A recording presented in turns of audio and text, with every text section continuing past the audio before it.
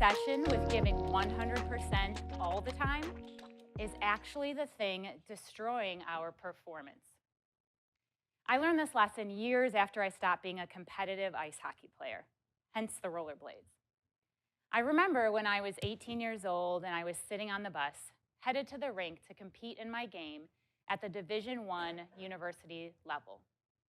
I would arrive at the rink and do my stretching, go through my visualization exercises, fuel my body, and talk through the game plan with my teammates. That looked pretty intimidating, huh? I was getting ready to perform at a high level, and I needed to prepare my body, my mind, and my emotions. And I not only used that preparation on game day, I used it consistently, and I built in recovery. I understood that performing at that high level was based on preparing, pushing, and recovering. Well, then I graduated from university and forgot all I knew about performance.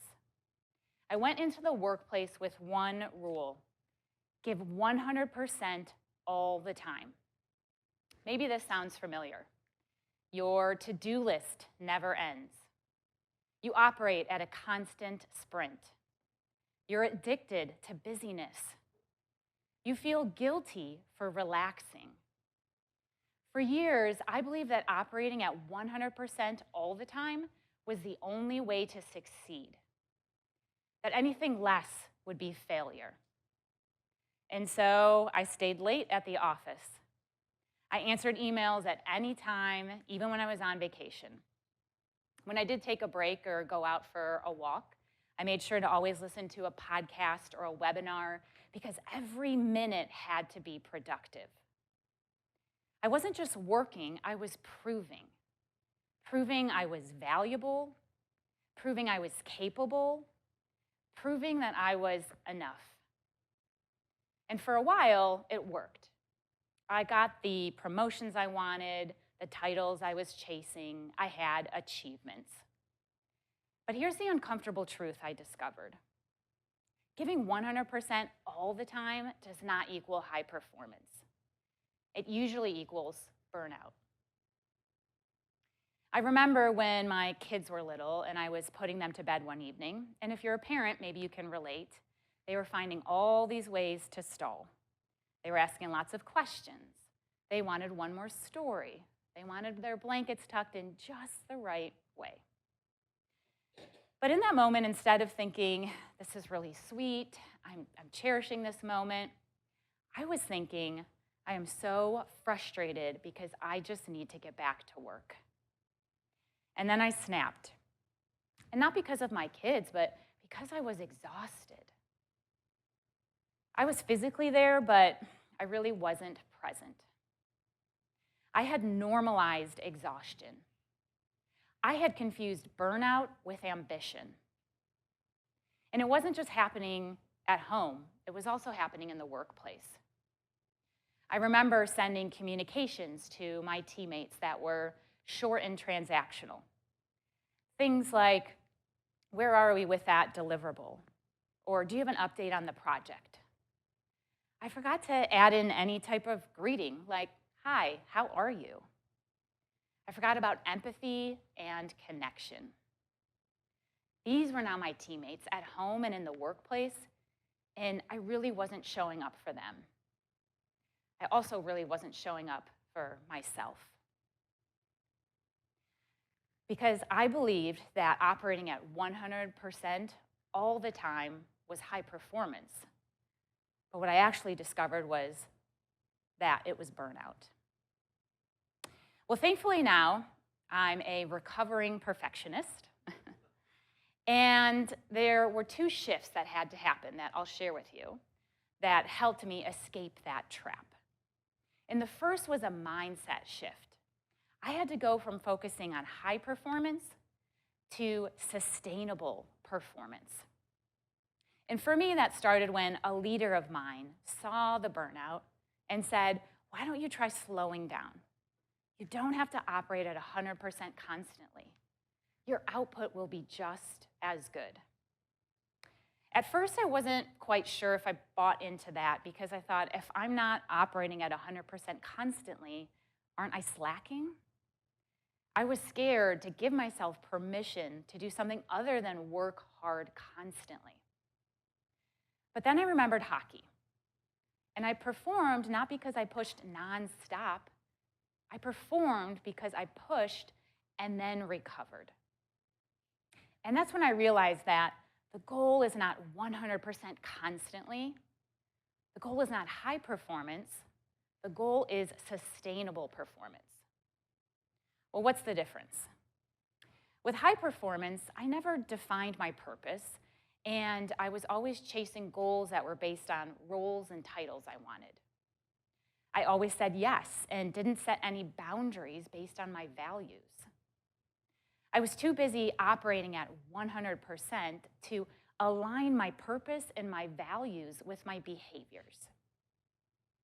But with sustainable performance, I used purpose as my foundation, defined my why, and wrote a purpose statement to give myself a vision. With sustainable performance, I incorporated my values into my ways of working and made trade-offs with intention.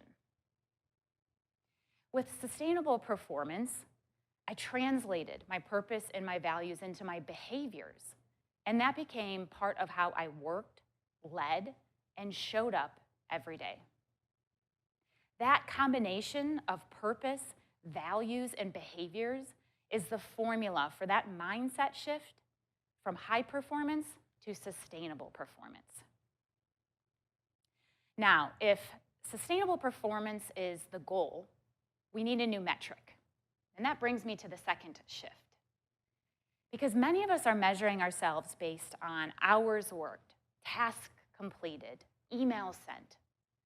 But those are output metrics, and they reward doing more, not sustaining what makes excellence possible. Output is a lagging indicator. Energy is a leading one. Energy determines your creativity, your clarity, your leadership, your presence. If your energy is depleted, your performance will eventually collapse, no matter how good your resume is. As I think about when I was a hockey player, none of my coaches ever said, skate harder every single minute of every day.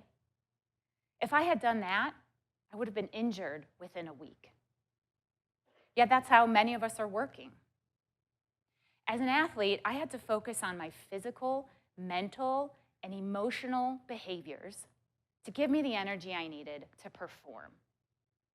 And we need to do the same in the workplace.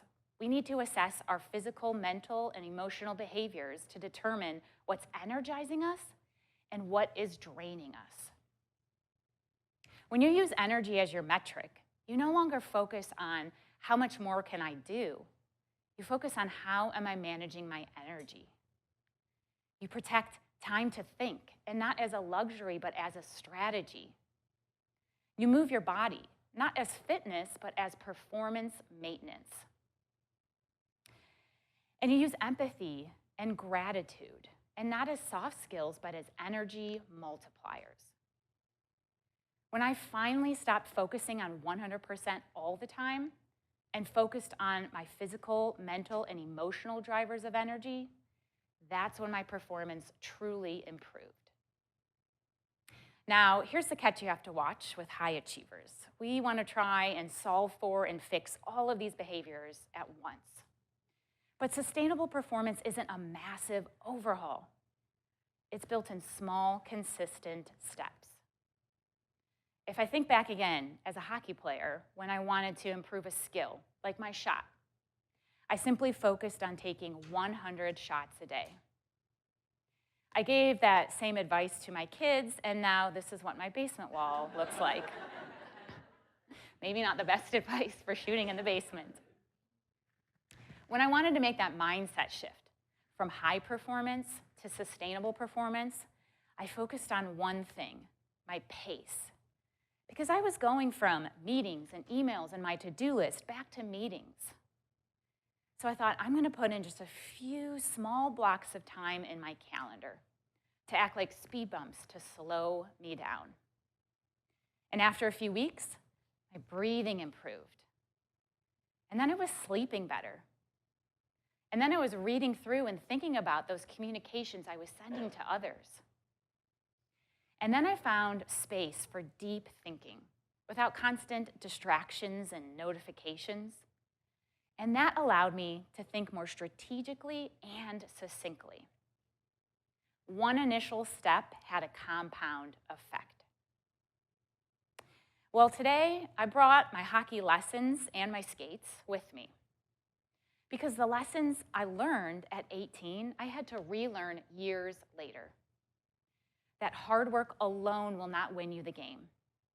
Sustainable performance does. The goal is not 100% constantly.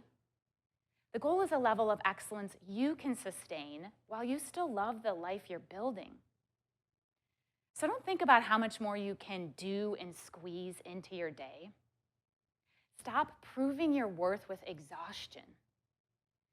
Give yourself permission to protect your energy and use it as your metric. Because high performance was never meant to cost us ourselves. Thank you.